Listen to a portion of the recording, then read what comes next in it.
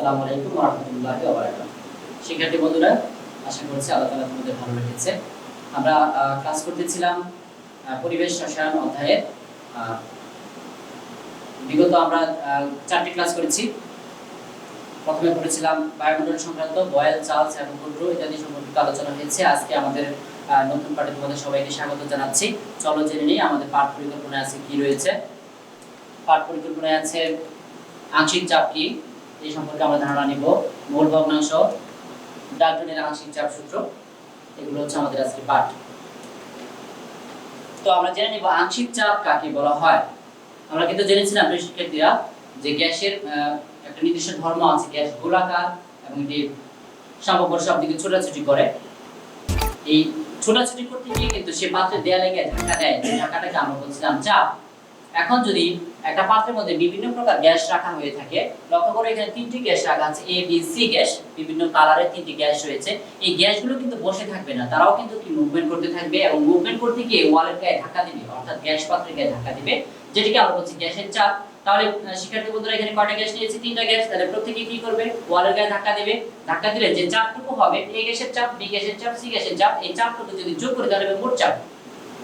এখন আমরা একটা কাজ করলাম, এখান থেকে সবগুলা গ্যাসকে বের করে দিয়ে শুধু একটি গ্যাসকে নিলাম, বি গ্যাস। আমি ইচ্ছামতো নিয়েছি, তুমি চাইলে তোমার ইচ্ছামতো নিতে পারো।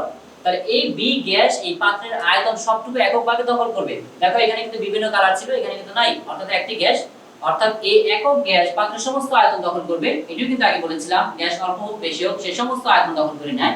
নেওয়ার পর সে কিন্তু পাত্রের গায়ে ধাক্কা দিবে।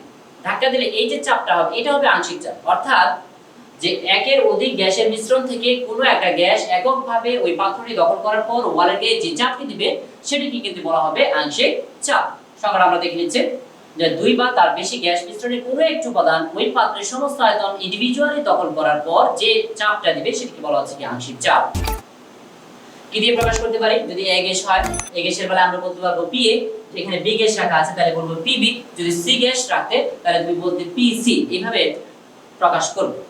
এই আংশিক চাপ সম্পর্কিত একটা তথ্য রয়েছে যে আংশিক চাপ সমান মোট চাপ ইনটু মোল ভগ্নাংশ। তাহলে নতুন একটা টপিক আমরা এখানে পেয়েছি, মোল ভগ্নাংশ। এটি নিয়ে আমরা একটু সামনে আলোচনা করি। মোল ভগ্নাংশ কি হতে পারে? যে মোল সংখ্যা আগে জানতে হবে। আমরা বলেছিলাম G/M, অর্থাৎ গ্রামে প্রকাশিত ভরকে যদি বস্তুর আণবিক ভর দ্বারা ভাগ করি তাহলে পাই মোল বা মোল সংখ্যা। এই মোল সংখ্যা এক বা একাধিক গ্যাসের মোল সংখ্যাগুলোকে যোগ করা হবে। যোগ করে কোনো একটি উপাদানের মোল সংখ্যাকে ভাগ করলে যে মান পাওয়া যাবে সেটিকে আমরা বলবো ওই সংশ্লিষ্ট বস্তুটির মোল ভগ্নাংশ।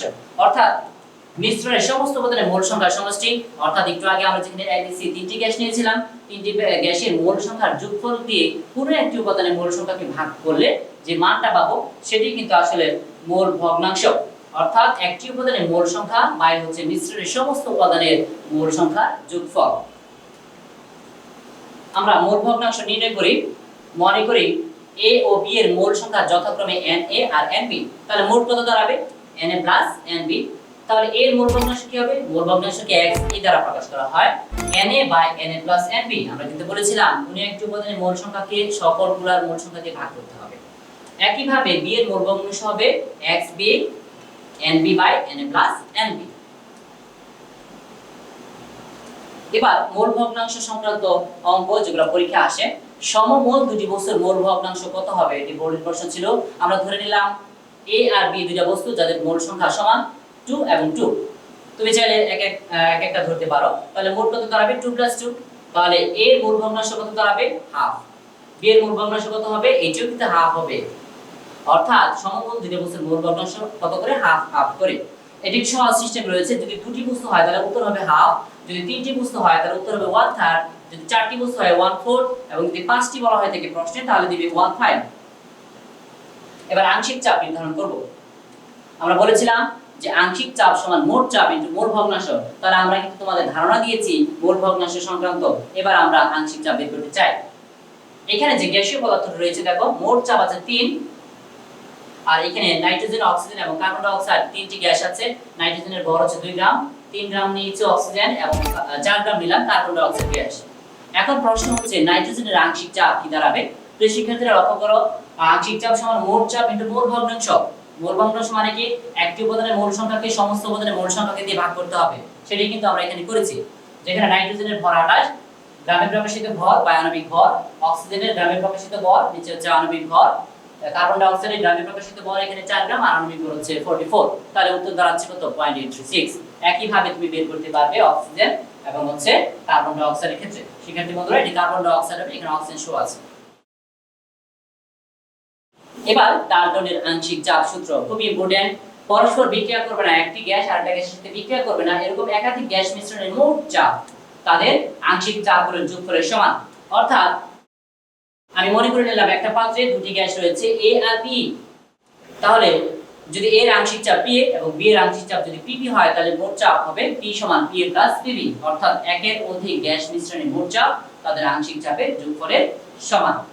ডাল্টনের আংশিক চাপ সূত্রটি মানতে হলে গ্যাস সমূহকে একটা মাত্র শর্ত আছে যেটি পালন করতে হয়, যে এদেরকে পরস্পর বিক্রিয়া করা যাবে না। অর্থাৎ গ্যাস সমূহ যদি কখনোই ইন্টারঅ্যাকশনে না আসে তাহলে তারা ডাল্টনের আংশিক চাপ সূত্রটি মেনে চলবে। যেমন এরা নাইট্রোজেন, অক্সিজেন, হিলিয়াম বায়ুমণ্ডলে যে গ্যাসীয় পদার্থগুলো রয়েছে তারা কিন্তু কেউ একে অপরের সাথে ইন্টারঅ্যাকশন করে না। যদি করতো তাহলে কিন্তু গ্যাসীয় পদার্থের ভর অনেক বেড়ে যেত, আর যখন ঝোড়ো হাওয়া হইতো আমরা ওই গ্যাসের ভরের আঘাতে আমরা উল্টে পড়ে যেতাম, অর্থাৎ স্বাভাবিক অবস্থা আমরা হাঁটতে পারতাম না। দ্যাট মিন্স এটি প্রকাশ করে যে বায়ুমণ্ডলে একে অপরে কেউ কারোর সাথে কিন্তু বিক্রিয়া করছে না। তাহলে এরা ডাল্টনের সূত্র মেনে চলবে, যে পরস্পর বিক্রিয়া করবে না, তারা ডাল্টনের সূত্র মেনে চলে। যেমন এখানে লক্ষ্য করো অ্যামোনিয়া এবং HCl রয়েছে, আর এখানে রয়েছে নাইট্রোজেন, অক্সিজেন, হিলিয়াম, এরা একে অপরের সাথে বিক্রিয়া করছে না, তাহলে কি করবে ডাল্টনের সূত্র মেনে চলবে। আবার এখানে লক্ষ্য করি এরা কিন্তু পরস্পর বিক্রিয়া করবে, যেহেতু অ্যামোনিয়া ক্ষারীয় পদার্থ আর HCl কি অম্লীয় পদার্থ। দুটি পদার্থ একে অপরের সাথে যখন বিক্রিয়া করবে তখন নতুন একটি পদার্থ উৎপন্ন হবে, অ্যামোনিয়াম ক্লোরাইডের ঘন সাদা ধোঁয়া। যেহেতু বিক্রিয়া করলো শিক্ষার্থী বন্ধুরা তোমরা বলবে যে এটি অবশ্যই কি করবে না, ডাল্টনের সূত্রকে সাপোর্ট করে না। এবার আংশিক চাপ এবং মোল ভগ্নাংশের মধ্যে সম্পর্ক, যেটি উদ্দীপক হয়। আমরা মনে করলাম এখানে দুটি গ্যাস রয়েছে A এবং B। A এর আংশিক চাপ মোল সংখ্যা যথাক্রমে আমরা মনে করলাম PA NA, B এর ক্ষেত্রে মনে করলাম PB NB, মোট চাপ ধরে নিলাম P। সো ডাল্টনের সূত্র মতে মোট চাপ দাঁড়াবে P সমান PA প্লাস PB। আর মোল সংখ্যার সমষ্টি যেহেতু NA NB রয়েছে তাহলে মোট ধরে নিলাম N। আদর্শ গ্যাসের সমীকরণ থেকে আমরা পাই A গ্যাসের জন্য PA সমান NA RT বাই V। তাহলে তুমি বি গ্যাসের জন্য এই সমীকরণটি লিখতে পারবে। তাহলে আমরা যোগ করলাম P সমান PA প্লাস PB, এখানে মানগুলো বসিয়ে দিলাম, ঠিক এরকম পাইলাম। আবার তাহলে এই সমীকরণটিকে আমরা একটু আগে যে আমরা বের করেছিলাম যে মোট চাপ P, সেটা দিয়ে ভাগ করলাম। ভাগ করলে ঠিক এটাকে যদি আমরা PA এর ক্ষেত্রে যেটা পেয়েছিলাম NA RT বাই V ওইরকম ভাগ করি তাহলে তুমি এরকম পাবে। তাহলে কোনাকুনি গুণ করে দিলাম PA সমান P * XA, এটি হচ্ছে A এর আংশিক চাপ। অর্থাৎ আংশিক চাপ সমান P ছিল মোট চাপ আর A হচ্ছে A এর মোট ভগ্নাংশ। একইভাবে B এর ক্ষেত্রে পেলাম PB সমান P * XB, অর্থাৎ মোট চাপ ইনটু মোট ভগ্নাংশ। তাহলে সামগ্রিকভাবে আমি কি বলতে পারি যে আংশিক চাপ সমান মোট চাপ ইনটু মোট ভগ্নাংশ। এটি প্রয়োগমূলক প্রশ্নে পরীক্ষা আসে, আমরা প্র্যাকটিস করে নিব।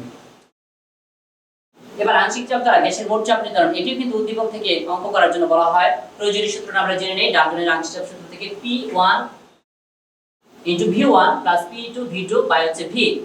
সবগুলো রাশির পরিচয় দেওয়া রয়েছে, তোমরা নিজেরা পড়ে নেবে। আমি সামনে আগাই। এখানে লক্ষ্য করো 3 এটিএম চাপে নাইট্রোজেন গ্যাস রাখা আছে যার আয়তন হচ্ছে 400 ml, আর 4 এটিএম চাপে অক্সিজেন গ্যাস রাখা আছে যার আয়তন হচ্ছে 500 ml। এই গ্যাস দুটোকে একটা স্টপ করতে আমরা আটকে দিলাম। প্রশ্ন হচ্ছে গ্যাস দ্বয়ের মোট চাপ কত হবে। তাহলে আমাদের সূত্র কি ছিল, মোট চাপ সমান P1 V1 + P2 V2 by V। তাহলে